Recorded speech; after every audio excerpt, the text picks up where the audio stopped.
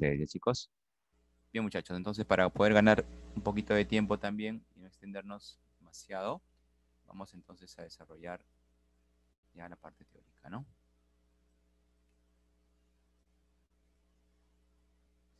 Bien, vamos a plantear cuáles son los objetivos. ¿Qué tal, Natalie? ¿Cómo estás? Muy buenos días. Vamos el día de hoy, chicos, a analizar, bueno, los elementos que tiene un cuadrilátero, que bueno, que algunos elementos ya los conoces, ¿no? Es uno de los polígonos que tiene muchas aplicaciones dentro de nuestra vida cotidiana. Creo, a mi parecer personal, creo que es el polígono que tiene más relación con cualquier cosa de nuestra vida cotidiana, desde nuestro monitor, celular, las puertas, las losetas, las paredes, ¿no? Creo que es una de las figuras más utilizadas por el ser humano, ¿no?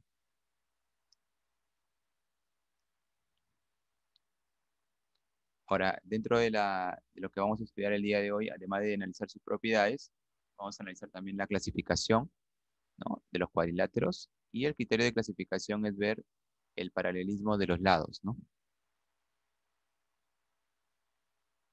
Como tercer y último objetivo, vamos a resolver algunas aplicaciones de admisión y también algunos problemitas también, ¿no? Ya en la práctica. ¿Qué tal, Samuel? ¿Cómo estás? Muy buenos días. Bien, chicos, vamos con todo. Creo que es evidente que dentro de nuestra historia, la piedra de los 12 ángulos, de alguna manera, recoge, ¿no?, muchos de los aportes, ¿no?, o mejor dicho, sirve como un proceso de contextualización. ¿Qué tal, Zenaida? ¿Cómo estás? Buenos días. Que nos permite, por ejemplo, ver, ¿no?, de que de la antigüedad ya la geometría en sí tenía, ¿no?, bastante, se utilizaba mucho, ¿no?, para poder eh, hacer muchas de sus estructuras, ¿no?, eh, que tenían ellos, ¿no? No solamente la piedra de los 12 ángulos, también en la ventana del sol, vemos que también la forma de estas ventanas también es de manera trapezial, ¿no? De una forma trapezial isósceles, que también tiene la forma de un cuadrilátero, ¿no?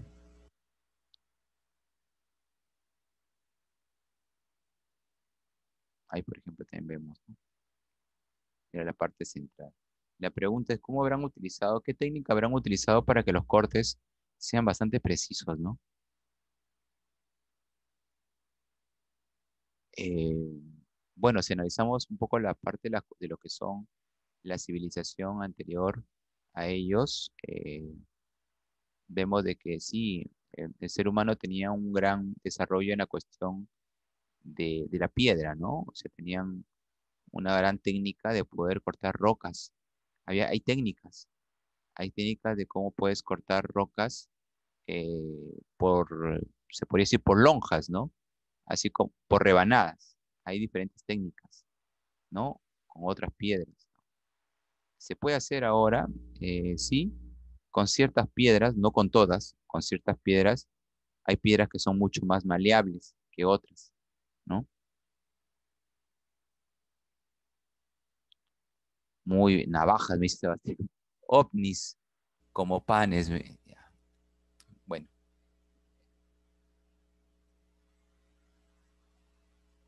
en agricultura, ¿no? Del uso de los cuadriláteros para hacer la separación de parcelas, estructuras, ¿no? Casas, ¿no? Con diseños de trapecios. Bien, vamos a desarrollar entonces el cuadrilátero. El cuadrilátero es una figura geométrica que está determinada por 4 puntos no colineales. Esos puntos se le llaman vértices y está formado al unir dichos puntos con segmentos de recta, a los cuales se le llama los lados. Pero acá hay un detalle muy importante, ¿no? Miren, en la parte final dice de que al momento que tú vas a formar el cuadrilátero, se debe encerrar una única región plana. Entonces, por ejemplo, por ahí me dicen, profe, usted dice que tiene que unir, ¿no?, los puntos. Y si yo lo uno, profe, de esta manera,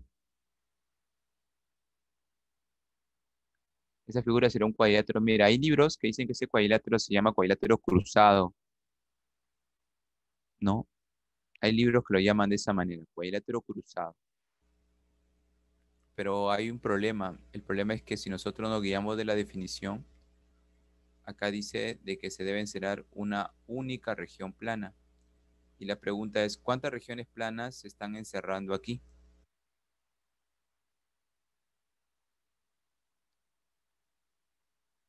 Se están encerrando dos regiones. Entonces habría una contradicción entre lo que dice la definición y lo que nosotros estamos mencionando, ¿no?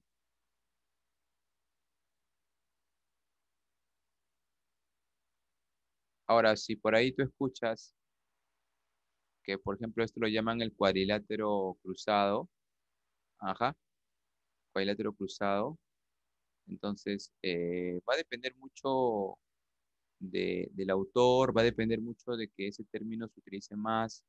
O sea, a veces nosotros, por ejemplo, podemos escuchar algo en un determinado libro, ¿no? Por ejemplo, hay libros que han llegado al Perú, por ejemplo, un libro colombiano de geometría que ha llegado al Perú, pues es un libro teórico, no es un libro así ¿no? Es un libro un poco más axiomático, de propiedades, de teoría. Y, por ejemplo, ellos tienen una teoría muy diferente a la teoría que de repente nosotros estamos planteando, ¿no? Eh, pero cuando uno hace una publicación, tiene que ver si la gran mayoría de profesores tiene o avala esa definición, ¿no? Y no solamente a nivel nacional, sino a nivel internacional. O sea, no es cuestión de que yo agarre y diga, ¿sabes qué? Este es el cuadrilátero COVID, ¿no? Pero la pregunta es, ¿por qué se llamará cuadrilátero COVID? No es cuestión de ponerle nombre por poner, ¿no? Debe haber un sustento, ¿no? Y que ese sustento debe ser refutado por muchas personas y ver si esas personas también apoyan esa moción o apoyan esa idea, ¿no? No es cuestión de que uno lo cree por crear, porque estaría creando algo muy, pero muy particular, ¿no?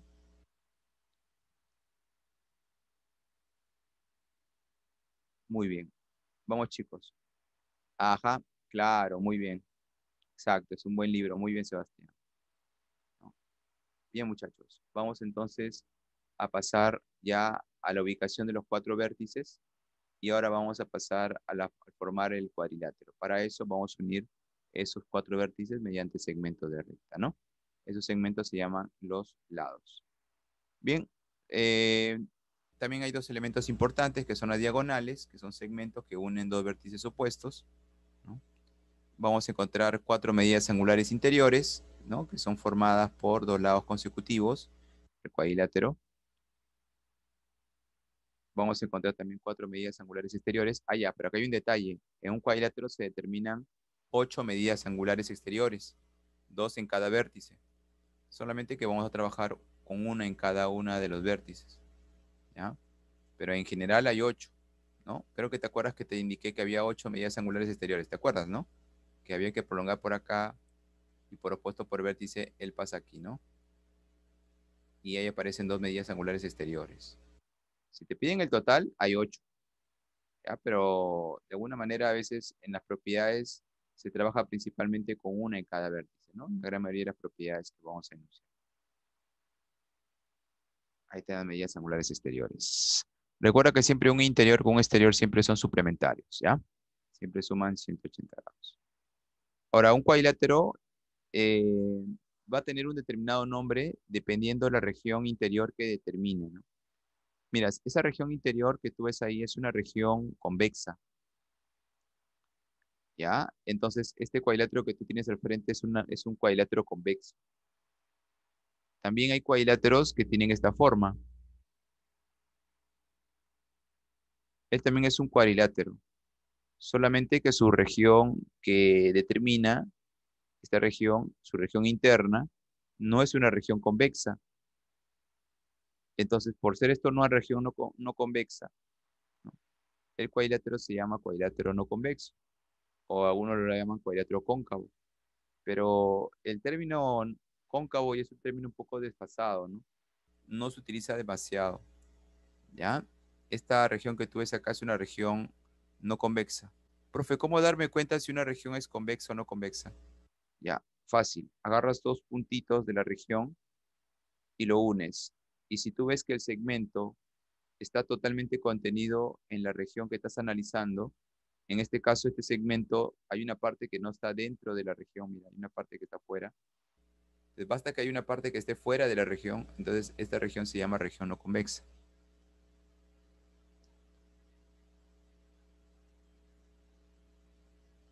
Ahora, profe, si me hablan de región interior, es lo de azul. Si me hablan de cuadrilátero, es solamente la unión de los lados.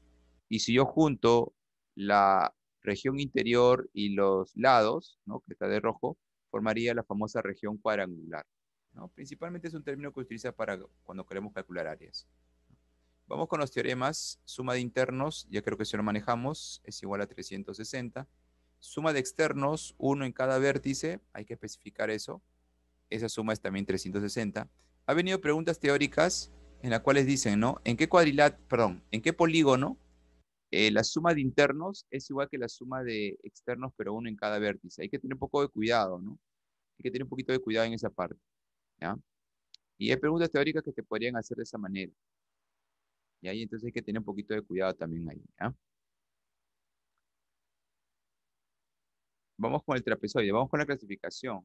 Este es el primer cuadrilátero, o mejor dicho, de la palabra cuadrilátero se derivan tres posibilidades. Pueden ser trapezoides, trapecios o paralelogramos.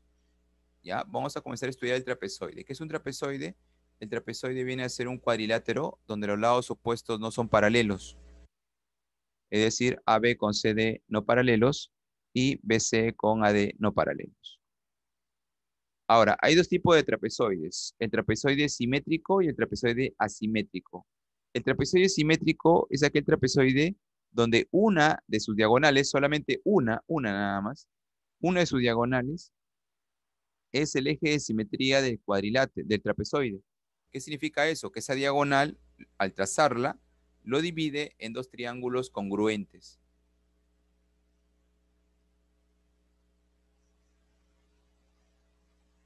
Por ejemplo, si este cuadrilátero al trazar AC, que es una de las diagonales, esta diagonal es el eje de simetría, entonces toda la parte que está arriba y toda la parte que está abajo tendrían que ser iguales. Un detalle muy importante, en el trapezoide simétrico siempre la diagonal, que es el eje de simetría, siempre es la mediatriz de la otra diagonal. Es decir, a la otra diagonal lo vas a dividir en partes iguales y de manera perpendicular. ¿Estamos de acuerdo? Algunos libros lo definen de esta manera. Algunos libros son bien prácticos. Dicen que un trapezoide es simétrico cuando tú ves que una diagonal es la mediatriz de la otra diagonal. En efecto, eso sería una de las características que presenta un trapezoide simétrico. Una diagonal representa la mediatriz de la otra diagonal. Bueno, creo que acá ya podemos encontrar por el teorema de la mediatriz, ¿no? Estos segmentos son iguales y acá también son iguales. Profe, una consulta. ¿A y B pueden ser iguales? No. A y B no pueden ser iguales. Eso es imposible. Porque si A y B fueran iguales, esta figura ya no sería un trapezoide. Sería un rombo. O podría ser un cuadrado, ¿no? Si A y B son iguales. Y el rombo y el cuadrado ya no son trapezoides, son paralelogramos. Entonces ahí habría una contradicción.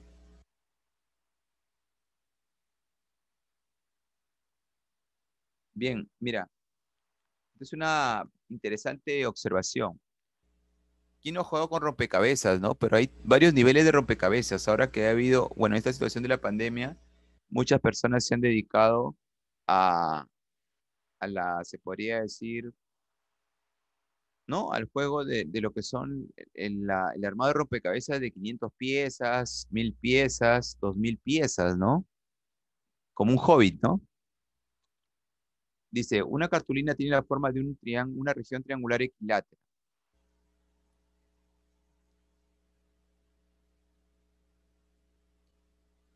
Dice, ¿puede usted realizar cortes rectos en ella de modo que todas las piezas obtenidas puedan armar una región cuadrada? Veamos.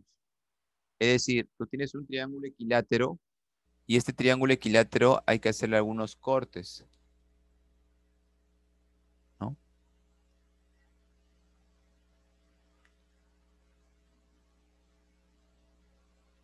Vamos a cortar.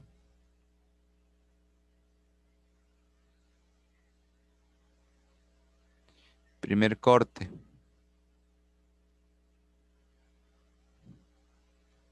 A ver, vamos a volver a ponerlo.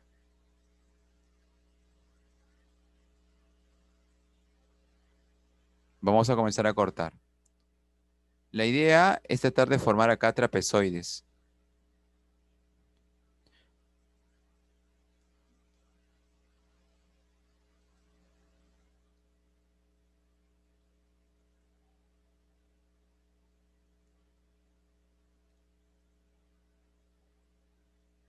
Profe, ya apareció un triangulito. Sí, apareció un triangulito.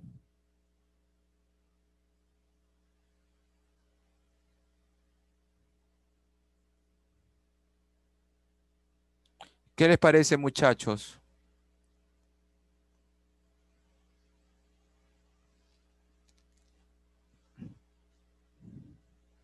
¿Qué les parece, chicos? Interesante, ¿no? Hay cortes que, por ejemplo, aquí lo que están haciendo es, ¿no?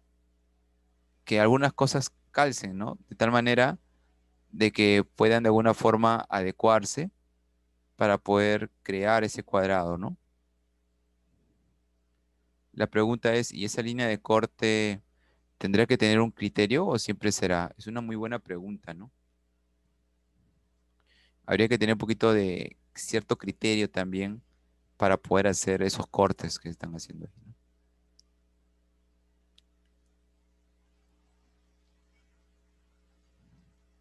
Vamos con un problema que vino en la uni en el año 2010, hace poquito nomás. Dice, en un cuadrilátero ABCD, las prolongaciones de BA y CD, de BA y CD, esas prolongaciones se interceptan en M.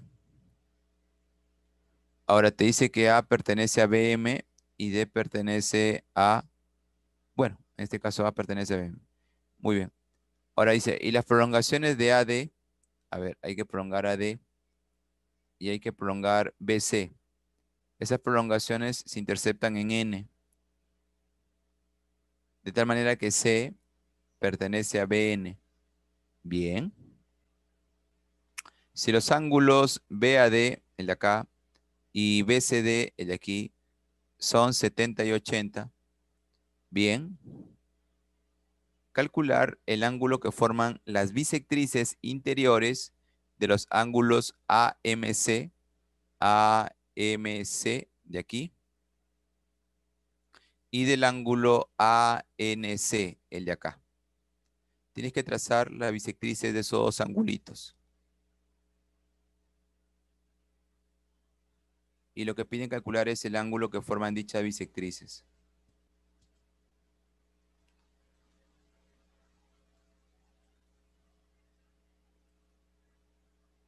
Bien, chicos, ¿cómo lo hacemos?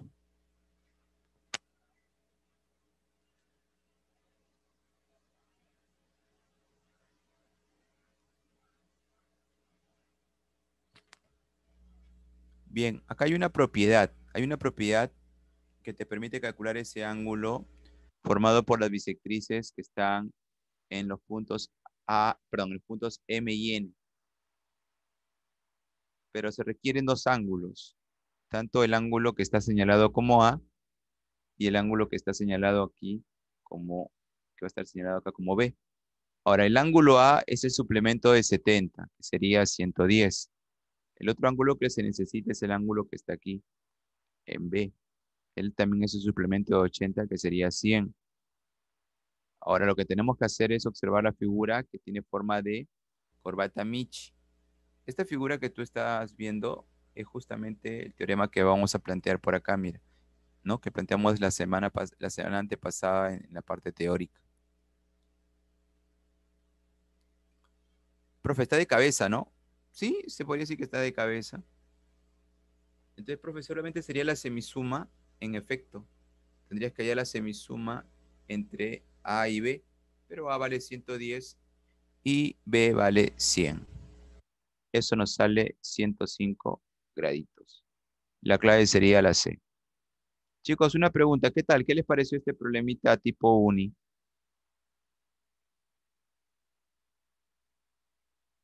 Directo, ¿no?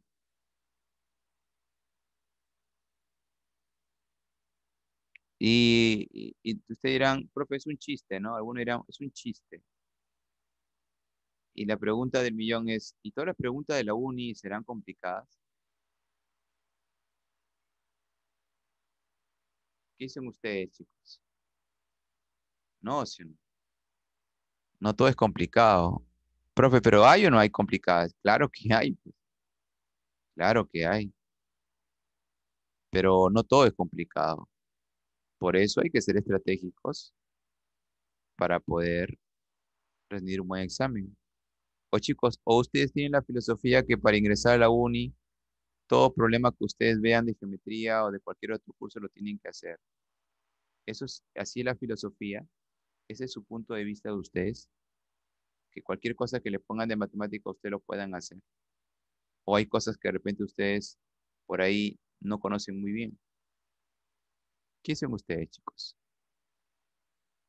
¿Mm? O sea, el alumno uni sabe ya todo, entonces, toda la matemática, todos los cursos. No hay ningún problema que no le salga. ¿Será verdad eso o no será verdad eso?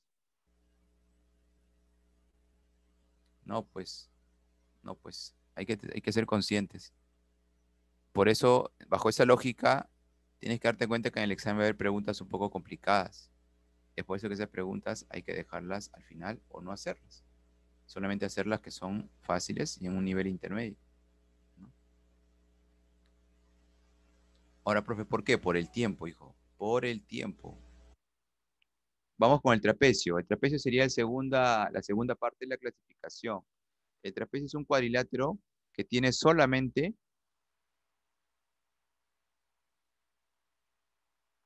dos lados opuestos paralelos.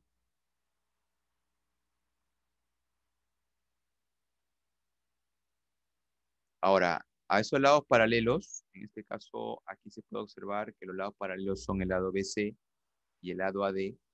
Esos lados paralelos reciben el nombre de llamarse bases. Los lados que no son paralelos, que son AB con CD, se llaman lados laterales.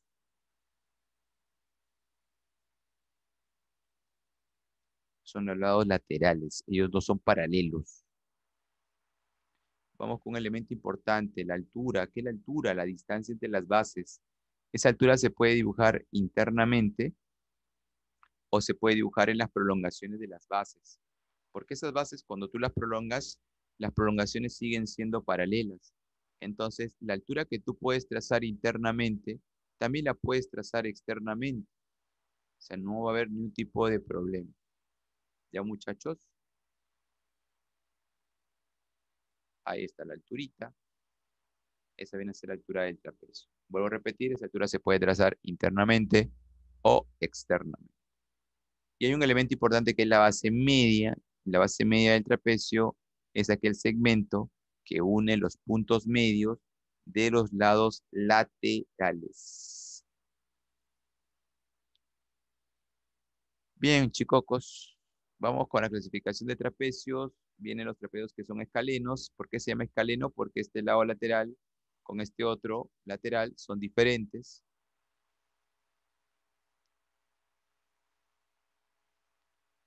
Profe, una consulta. Si A y B son diferentes, yo puedo decir que el ángulo que está en A y el ángulo que está en D también son diferentes. En efecto, en el trapecio escaleno, los ángulos internos también son diferentes entre sí. Trapecio rectángulo. Este trapecio se llama así porque tiene dos ángulos rectos, ¿no? En dos vértices. Esos ángulos rectos nos sirven para poder indicar que este trapecio es, bueno, este trapecio, la línea AB, cumple la función de ser lado lateral, pero también altura, ¿ya? Cumple una doble función. Bueno, hay una propiedad que sería bueno plantearla, que es una propiedad que es posible que haya venido en examen de admisión, ¿no? Esta propiedad indica lo siguiente, ¿no?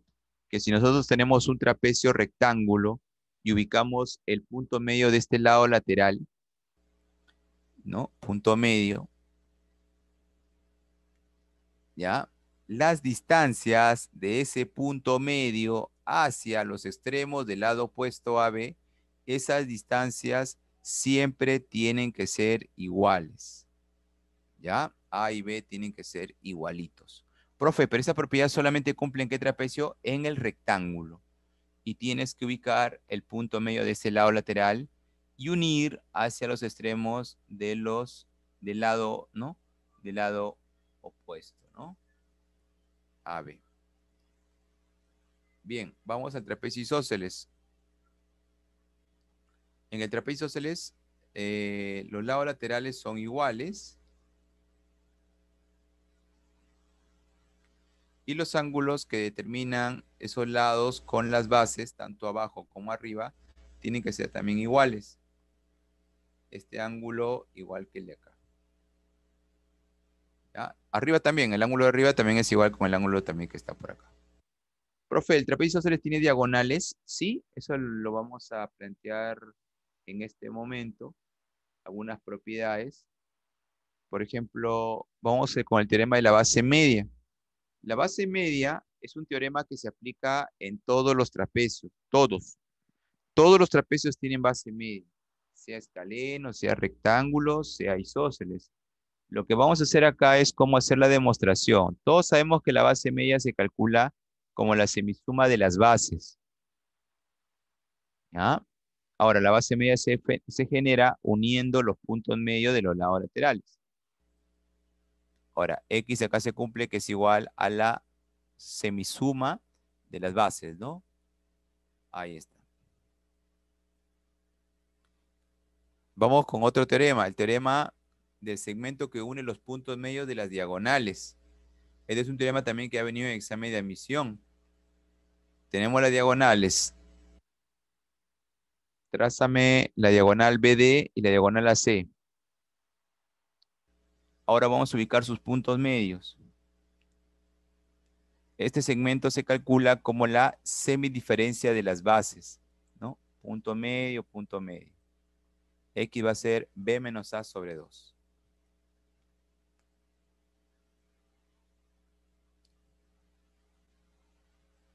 Vamos a hacer la demostración de por qué la base media es la semisuma de las bases.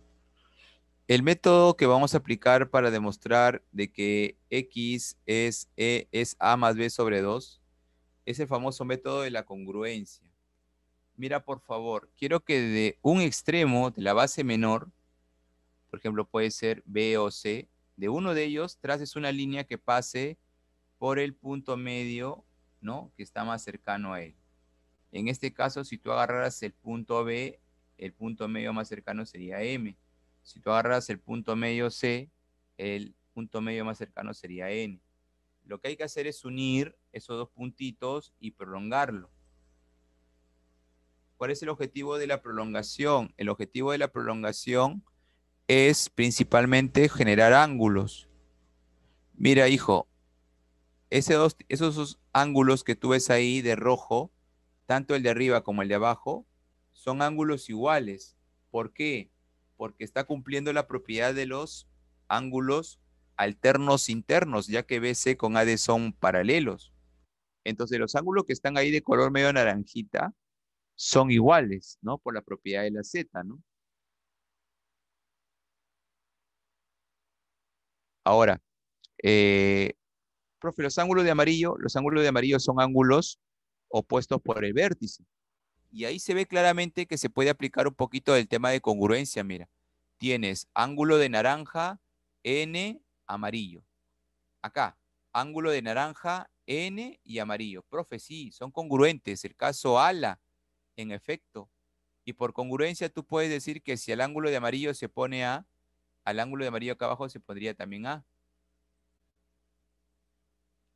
Y también puedes decir que si el ángulo de naranja se pone barrita, acá abajo al ángulo de naranja también se pone barrita.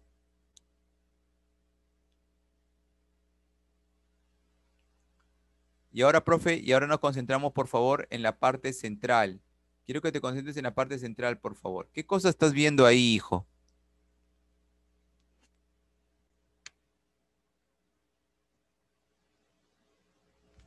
Por ejemplo, ahí estamos viendo un triángulo donde M es punto medio de AC y N es punto medio de CL, ¿no? Se demostró que estas dos barritas son iguales. Profe, MN no es una base media, en efecto.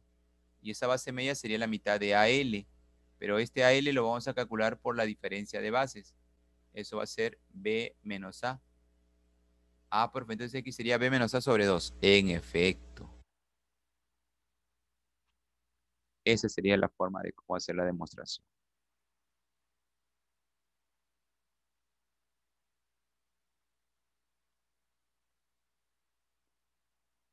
Muy bien. Chicos, vamos a la siguiente parte. Vamos a resolver este problema número, bueno, el segundo ejemplito. Dice, sea ABCD un cuadrilátero, donde BC es paralelo con AD. Bueno, si a mí me indican de que BC es paralelo con AD, ¿no? Eh, yo hasta el momento podría decir que es un trapecio, ¿ya? Es un trapecio. Ahora me dicen que se ubica el punto P en BC y me dicen que AP es bisectriz del ángulo BAD. AP, hay que trazar AP y esa línea dice que es bisectriz del ángulo BAD.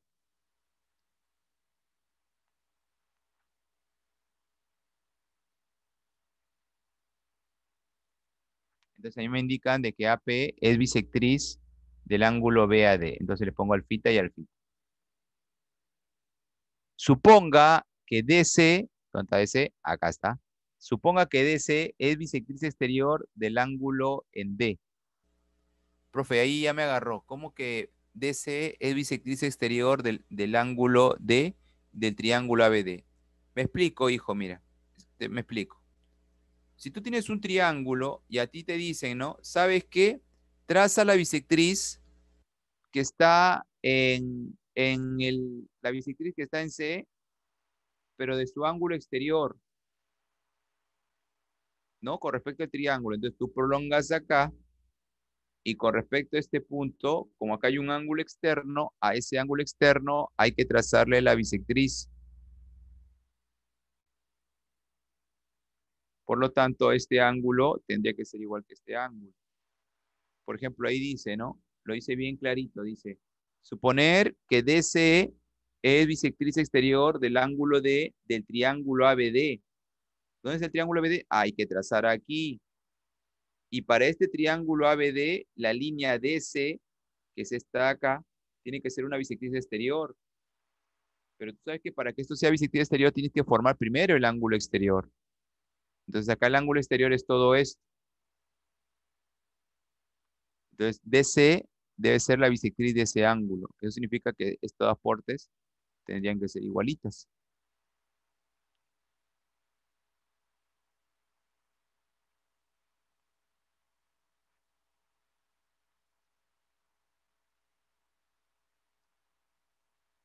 Me dan la diferencia. Me dicen que BD restado con AB es 3.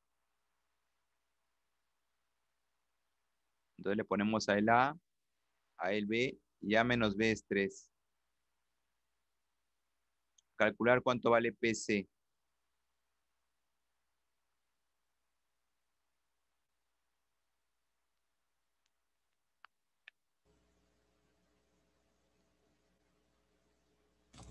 Bien, chicos, lo primero que hay que hacer cuando me dan ángulos y hay paralelas es ver si se pueden trasladar los ángulos, porque muchas veces los ángulos en una posición de repente no lo podemos aprovechar muy bien. Entonces tenemos que hacer uso de las paralelas para poder trasladarlos a otra posición. Por ejemplo, ¿no? Mira, por favor, hijo mío, como tú sabes que arriba BP es paralela con AD, esa es condición del problema. Profe, pero ahí dice BC, pero si BC es paralelo con AD, yo también puedo decir que BP es paralelo con AD porque BP está contenido en BC, o sea, el segmento ya está dentro, ¿no? Del otro. Ahora, si yo veo que BP es paralelo con AD, por la propiedad de la Z, el ángulo que estaría en P, con el ángulo que estaría en A, por la propiedad de la Z, esta Z que estaría así, este ángulo alfa que está abajo pasaría a la parte de arriba. ¿Y para qué sirve eso, profe? Es que arriba se estaría formando un isósceles. Mira, mira los alfas que están ahí. Repito, ¿ya? El alfa que está abajo lo voy a pasar para la parte de arriba por la propiedad de la z. Y acá se forma un triángulo isósceles. Por lo tanto, si él es B, acá también tendría que ser B.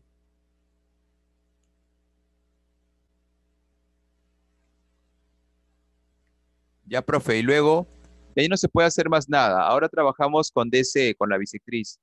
El ángulo teta que está aquí, quiero que lo subas por la propiedad de la z, ¿no? Una z, así que el teta que está abajo, pásalo para la parte de arriba.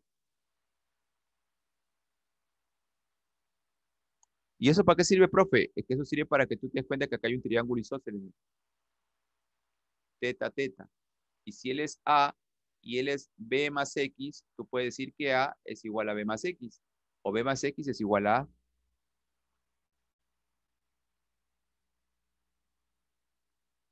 Profe, pero si A es igual a B más X, yo también puedo decir que X es A menos B. Claro, hijo. Y acá está justamente, mira, diferencia de segmentos. Tengo un total y le quito una parte, así que el otro segmento vendría a ser la resta, ¿no? Del total menos esa parte que le he quitado. X sería A menos B. Pero, profe, A menos B es dato, es 3. Entonces, X vale 3.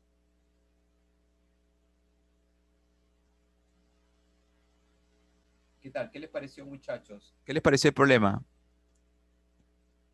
Interesante, ¿no, chicos? Bien, pasamos entonces a la siguiente parte. Acá la clave vendría a ser la A.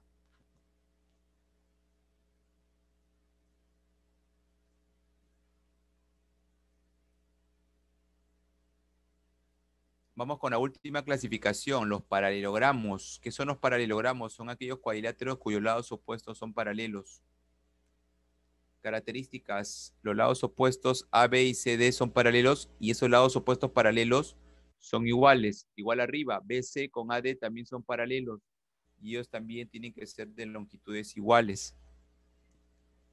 ¿Ya? O sea, no solamente te quedes en que la palabra paralelogramo significa lados opuestos paralelos, eso está bien, pero también aprovecha que el paralelogramo tiene como característica que esos lados opuestos también son iguales.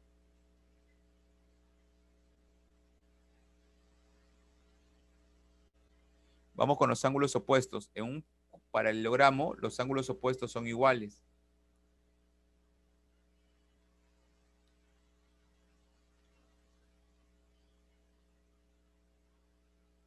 Vamos con las diagonales. Todo paralelogramo tiene dos diagonales. Profe, ¿son iguales las diagonales? No necesariamente, eso depende mucho del paralelogramo. Si es un paralelogramo y no te dicen nada, ninguna otra condición, tú debes asumir de que en ese paralelogramo las diagonales son diferentes, o a menos que el problema te indique.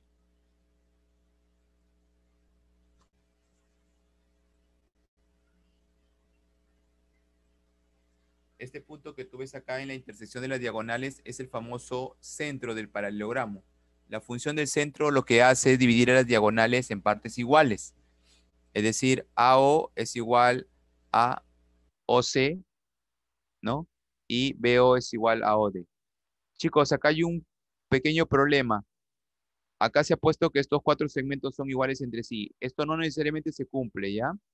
Ahí hay que tener un poquito de cuidado porque eso va a depender del tipo de paralelogramo. Voy a hacer un pequeño cambio aquí. Acá esta parte está un poquito incorrecta.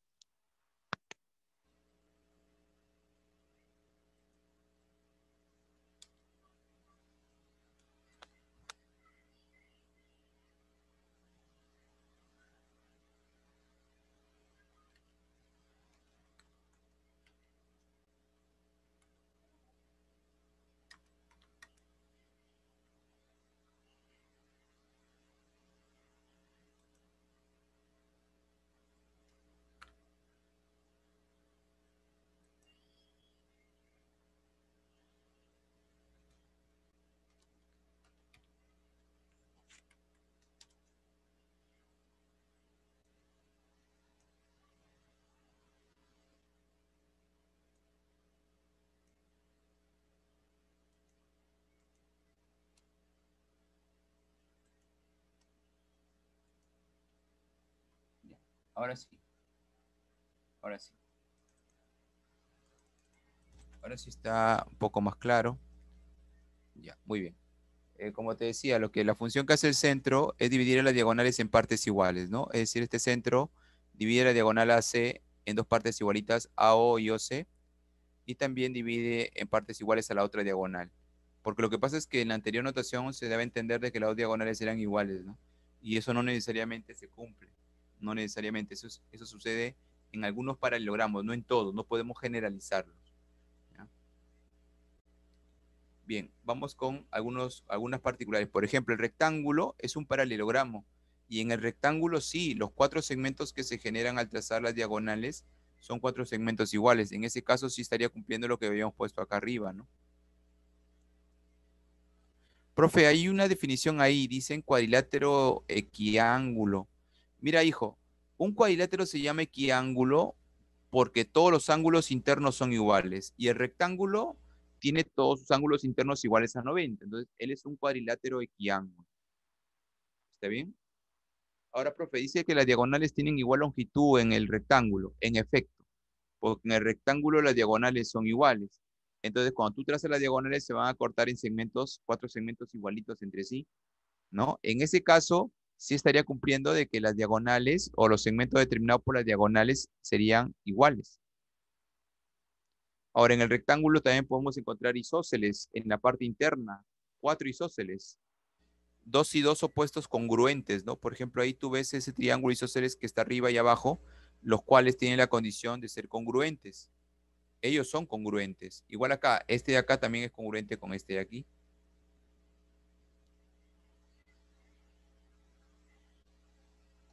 Profe, ¿qué es un rombo? El rombo yo lo considero como un cuadrado que sí, como un cuadrilátero que siempre ha querido ser cuadrado, ¿no?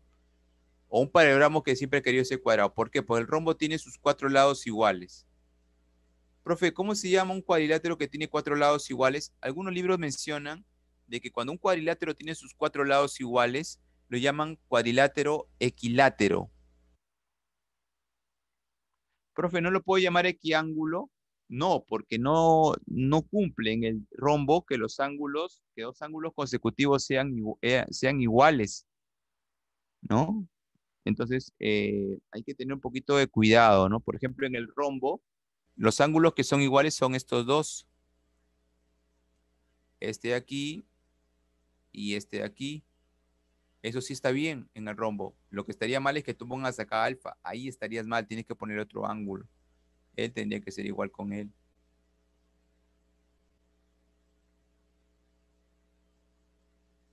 Ya, profe, entonces el rombo es un cuadrilátero equilátero, sí, porque los cuatro lados son iguales. Trazamos las diagonales en un rombo son perpendiculares y también son bisectrices. Y además, esas diagonales son diferentes.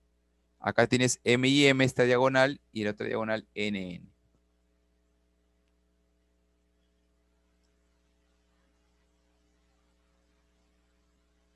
Ahí tenemos la bisectrices, mira, diagonales que son bisectrices. Vamos con la última, vamos con el cuadrado. ¿Qué cosa es un cuadrado? Un cuadrado viene a ser el polígono, bueno, el cuadrilátero que cumple dos condiciones. Es cuadrilátero equiángulo, porque los cuatro ángulos miden 90, y también es un cuadrilátero equilátero, porque los cuatro lados también son iguales.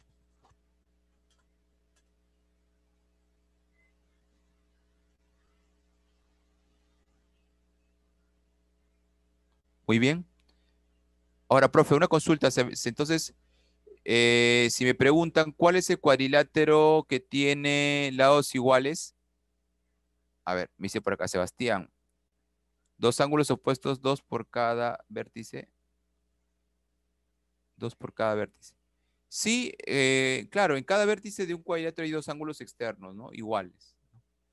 Ahora, acá, en el cuadrado, como te decía, ¿no? Ese es el cuadrilátero que es equilátero y equiángulo, ¿no? Equilátero es porque los cuatro lados son iguales y equiángulo porque los cuatro ángulos internos son iguales a 90, ¿no? Muy bien. Las diagonales son perpendiculares entre sí y esas diagonales, hay un centro acá, ¿no? Hay un 90 ahí y estos segmentos que se generan ahí son igualitos, ¿no? Porque se van a formar algunos notales de 45. Muy bien. Vamos a pasar ahora a lo que corresponde a un teorema.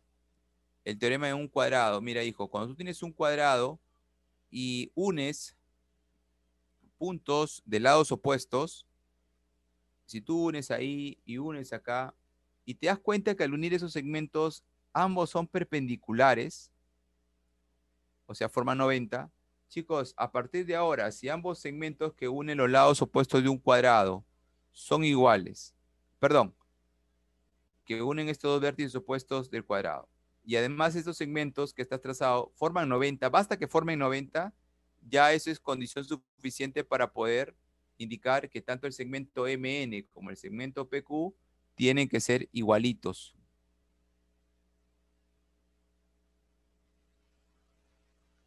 Muy bien. Vamos con una propiedad también del cuadrado. Esto tiene que ver con simetría. Si tú trazas una diagonal, esto vas a aplicarlo, por favor. Mira, te voy adelantando, ¿ah? Esto vas a tener que aplicarlo en el problema número 1, ¿ya? Así que, por favor, comenzamos. Propiedad. Si esta es la diagonal y tú ubicas un punto P en la diagonal, las distancias del punto P al vértice B y el vértice D, esas distancias tienen que ser igualitas. También los ángulos que determinan esas distancias con dos lados consecutivos también son ángulos iguales.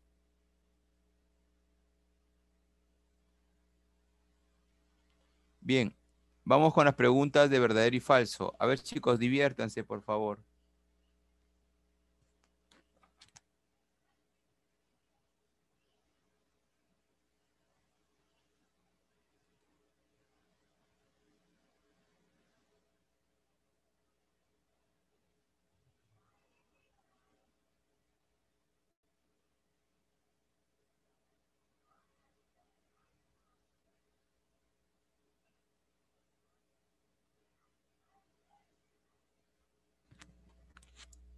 A ver, dice, todo cuadrilátero equilátero no es un rombo. Mira, hijo, si a ti te dicen, ¿no? Que todos los cuadriláteros, ¿no? Que son equiláteros. Cuando a ti te dicen todo cuadrilátero equilátero, significa de que todos los lados son iguales. Dice, todo cuadrilátero equilátero no es un rombo. ¿Eso es verdadero o falso? Profe, ¿no podría ser el cuadrado? Ahí viene la cuestión. Para que sea cuadrado te tendrían que dar dos condiciones ya conjuntivas, simultáneas, que te digan que es un cuadrilátero equilátero y es un cuadrilátero equiángulo, simultáneamente. Si vamos con este enfoque de clasificar a los cuadriláteros con el enfoque equiángulo, equilátero, entonces tendríamos que asegurar que para que esa figura sea cuadrado, te tendrían que decir que es un cuadrilátero equilátero y equiángulo simultáneamente, no solamente con una condición. Si tú me das una sola condición, yo no puedo afirmar de alguna manera que la figura podría ser un cuadrado. Lo único que podría afirmar de que si un cuadrilátero tiene sus cuatro lados iguales, nada más, es que esa figura tiene que ser un rombo. Y acá dice, ¿todo cuadrilátero equilátero no es un rombo? No, según el criterio que estamos analizando, ¿ya? Eso tendría que ser un rombo. Como te digo, si vamos con este enfoque de que para poder clasificar a los paralelogramos tenemos que utilizar este término equilátero y equiángulo, entonces el cuadrado tendría que cumplir dos condiciones simultáneas para que pueda ser llamado cuadrado. Si solamente cumple una de ellas, como en este caso, que sea solamente que sus lados sean iguales, eso no garantiza. Entonces acá te preguntan, ¿todo cuadrilátero equilátero no es un rombo? Falso. Porque un cuadrilátero equilátero, solamente con la condición de equilátero, sí tiene que ser un rombo, porque sus cuatro lados son iguales.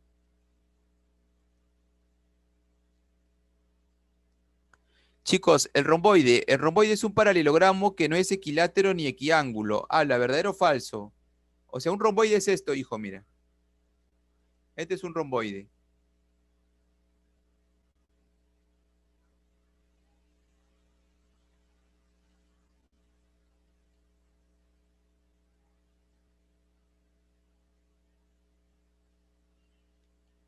Pregunta, ¿A y B son iguales? En un romboide no pueden ser iguales. Eso significa que ya está descartado que sea equilátero.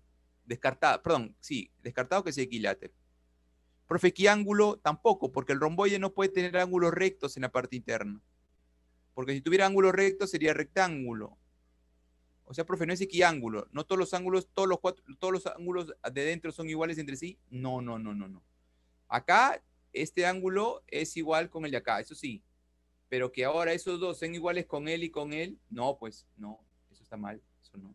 Entonces, no es un cuadrilátero equiángulo.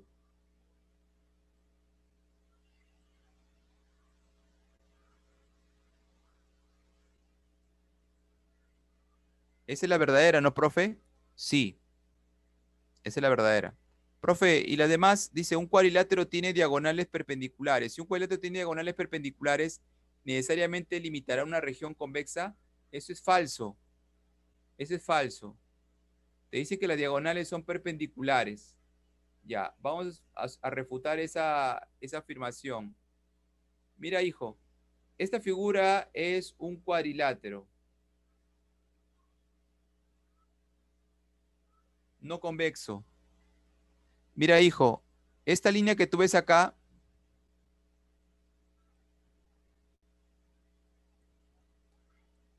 es una diagonal.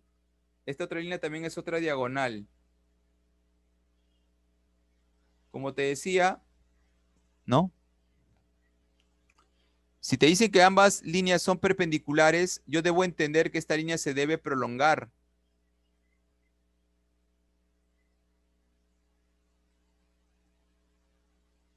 Profe, ¿y esa prolongación puede ser perpendicular abajo? Puede ser, sí. Puede haber una posibilidad, puede haber una posibilidad, exacto, de que la prolongación de esta diagonal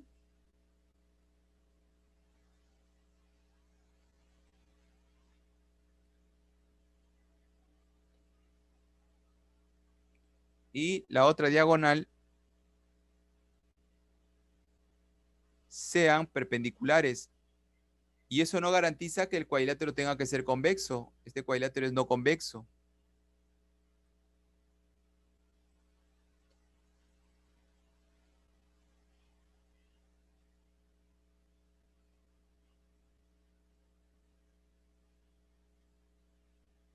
Entonces, profesor, entonces, si las diagonales de un cuadrilátero son perpendiculares, necesariamente tendrá que ser un cuadrilátero convexo. O sea, sí.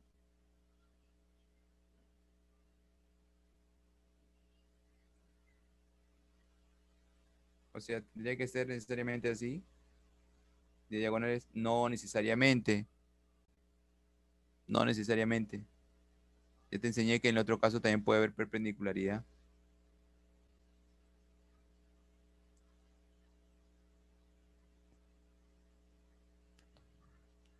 Chicos, dice, si un cuadrilátero tiene dos lados ubicados en rectas paralelas, entonces es un trapecio.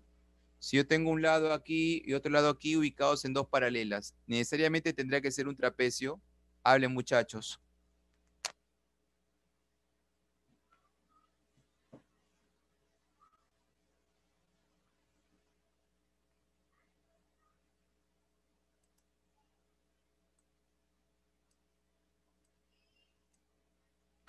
Yo tengo dos paralelas. Yo puedo decir que si yo tengo dos paralelas, necesariamente tiene que ser un trapecio.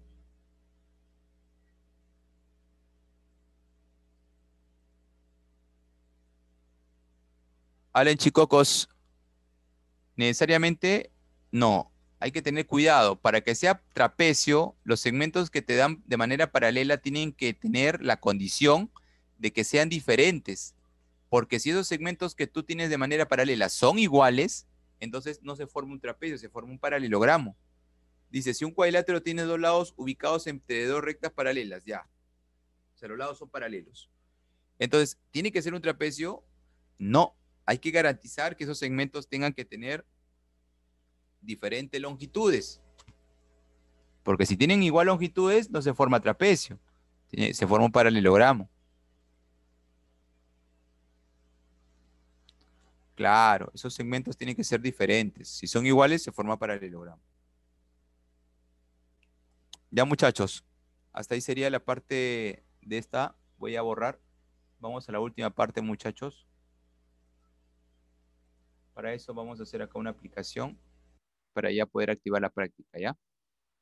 Bien, la aplicación dice lo siguiente. Dice, hay el menor perímetro posible para un rectángulo si se requiere que dicho rectángulo tenga un área de 100, ¿no? Algunos chicos ya conocen este problema, ¿no? Dicen, profe, yo cuando quiero maximizar el área de un rectángulo siempre me sale que ese rectángulo se convierte en cuadrado.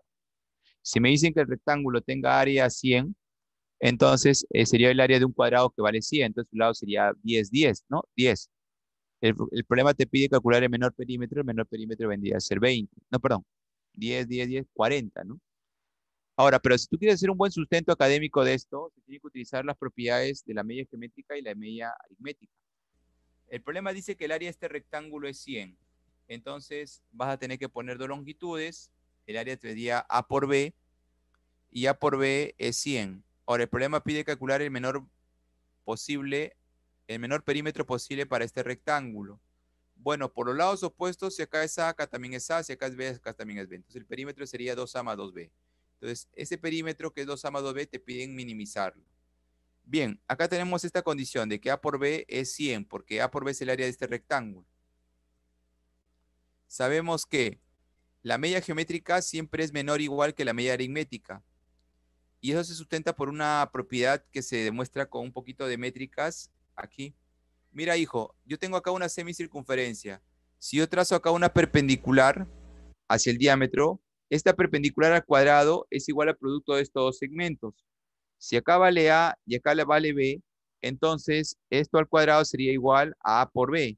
Si el al cuadrado es igual a por B, sacando raíz cuadrada te sale que esto vale raíz de A por B. Pero como todo este hipotenusa vale A más B, trazas el radio y esto va a ser A más B sobre 2, ¿no? Y acá se observa claramente de que la hipotenusa es más grande que el cateto, o el cateto es menor que la hipotenusa. O sea, yo puedo decir que raíz de A por B es menor que A más B sobre 2, pero raíz de A por B es la media geométrica y A más B sobre 2 es la media aritmética. Profe, ¿tendría que ser igual? ¿Hay caso en el cual sea igual? Sí, ese caso es cuando esta perpendicular cae aquí, pues, acá, y acá se convierte esa perpendicular en un radio. Entonces, eso es bonito porque de alguna manera lo estarías particularizando y habría la posibilidad de que tengas esto, ¿no? De que la media geométrica sea menor o igual a la media aritmética. Utilizando eso, la media geométrica sería raíz de A por B menor o igual que, ¿qué cosa vendría a ser A más B sobre 2? A más B sobre 2 sería, ¿qué cosa? La media aritmética, ¿no? Muy bien. Profesor, pero A por B no es 100, reemplaza por favor. Acá te sale 100, raíz de 100 es 10. Este 2 pasa a multiplicar, quedaría 2 por 10 sería 20. Ahora, profesor, ¿qué hago? El máximo sería ¿cuánto? 19, A más B. Y si A más B, el máximo, perdón, el mínimo, ¿no? Lo mínimo, porque A más B dice que tiene que ser mayor a 20. Entonces A más B puede ser 21, 22, 23. Pero el problema quiere el mínimo. Entonces A más B tendría que ser 21. ¿O no, muchachos? No, profe, pero tienes que mirar bien. En esta desigualdad hay un igual. Significa de que A más B podría ser 20, ¿no? Porque si no hubiera este igual, ahí sí, pues, ¿no? El mínimo sería 21, pero hay un igual. Significa de que A más B podría ser 20. Entonces vamos a tener que trabajar con esa condición. Profe, pero ¿qué piden calcular? El perímetro, pues, ¿no? Mínimo. Forma el perímetro. Es 2 veces A más B. Como acá tenías A más B, ahora multiplica todo por 2 y te sale esta forma. Y ahora utilizamos esta técnica de la desigualdad en el cual como acá tenemos un igual, 40 sería igual a 2A más 2B. Pero 2A más 2B no es el perímetro, profe. Exacto.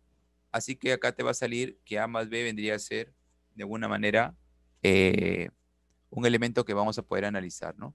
Así que chicos, 40 es menor o igual que 2A más B, entonces 40 tendría que ser igual a 2A más B. Con lo cual, llegamos a que el perímetro mínimo vendría a ser 40, ¿no? Este es un problema, chicos, que tiene que ver utilizando desigualdades, ¿no? Bien, vamos a pasar ya a la parte, bueno, final de la clasecita. Vienen algunas observaciones puntuales del trapecio isósceles.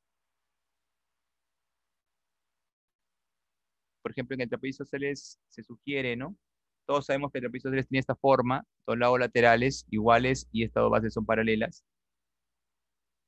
Se cumple de que en el trapecio isósceles todos lados son iguales. Primera propiedad, diagonales iguales. En todo trapecio isósceles las diagonales miden lo mismo. Si una diagonal está trazada, sugerencia traza la otra diagonal. Ahí se generan varios ángulos de la misma medida, ¿no? De esa forma. Y hay isósceles también, que te pueden servir también para poder ganar un poco de confianza al momento de trazar, ¿no? Otra sugerencia es que en el trapecio isósceles aproveche la congruencia, ¿no? Cuando tú trazas una altura de este extremo de la base menor, siempre se sugiere trazar la otra altura del otro extremo, porque eso va a permitirte encontrar dos triángulos congruentes que están en la parte lateral, ¿no? Porque acá tienes un ángulo alfa y un ángulo alfa en A y en D, entonces con el A ya es suficiente para poder afirmar la congruencia. Entonces, este segmento que es la proyección, con este otro segmento que es la proyección de X, estos segmentos tendrían que ser iguales, ¿no? Profe, una pregunta, la parte central, ¿qué cosa es? Hablen chicos, esta parte central, ¿qué cosa es? ¿Cuadrado o rectángulo? Piénsenlo, por favor.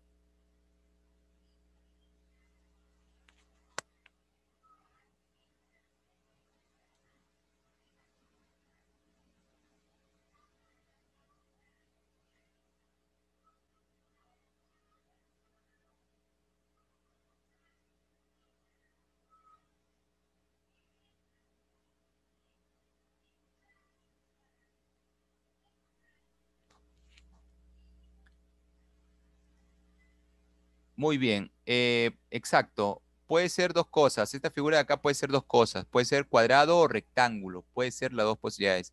Profe, pero ¿qué probabilidad más hay de que sea cuadrado o rectángulo? Yo personalmente, casi te lo digo con sinceridad, hay más posibilidad. Yo he visto muchos problemas de esta manera y son pocos los casos donde esta figura es un cuadrado, pero sí puede haber la posibilidad. ¿Ya? No hay por qué descartarla, pero siempre la gran mayoría de los problemas he visto que esta figura es un rectángulo. ¿No? Y algo bonito de esto es que siempre puedes llevar la parte de arriba para la parte de abajo, ¿no? Aprovechando que puede ser un rectángulo, ¿ya?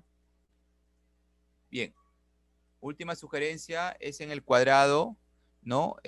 Bueno, verlo con un enfoque de congruencia, ¿no? Como tú sabes que estos lados son iguales, tanto esto y esto. Si trazamos estas alturas, estos dos triángulos son congruentes. ¿Por qué, profe? Porque vamos a hacer una ampliación, ¿ya? De repente algunos chicos ya conocen esta propiedad, ya se la manejan. Dicen, profe, yo sé que son congruentes, ¿sabes por qué? Porque primero son cuadrados, entonces son cuadrados, si es un cuadrado ellos son iguales. Luego, si le pongo acá teta y acá le pongo alfa, alfa más teta es 90. Entonces, como acá es 90, eso significa que él y él deben sumar 90. Y como él es alfa, él debería ser teta, ¿no? Y arriba tendría que ser alfa. Y ahí encontramos el caso de congruencia ángulo, lado, ángulo. ¿Qué se genera de la congruencia? Por ejemplo, que si a teta se pone un M, acá teta también se pone un M. Si acá alfa se pone un N, acá también alfa se pone un N. ¿No? Eso sería la consecuencia de poder encontrar congruencia en este gráfico, ¿no?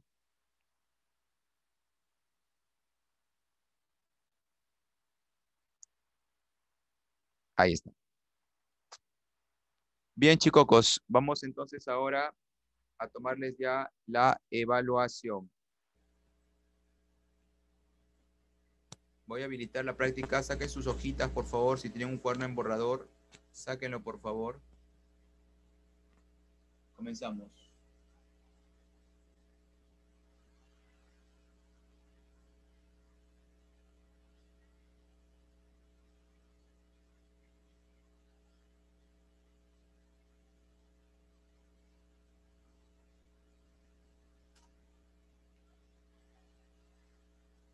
Chicos, por favor, ¿me pueden confirmar si están viendo la práctica?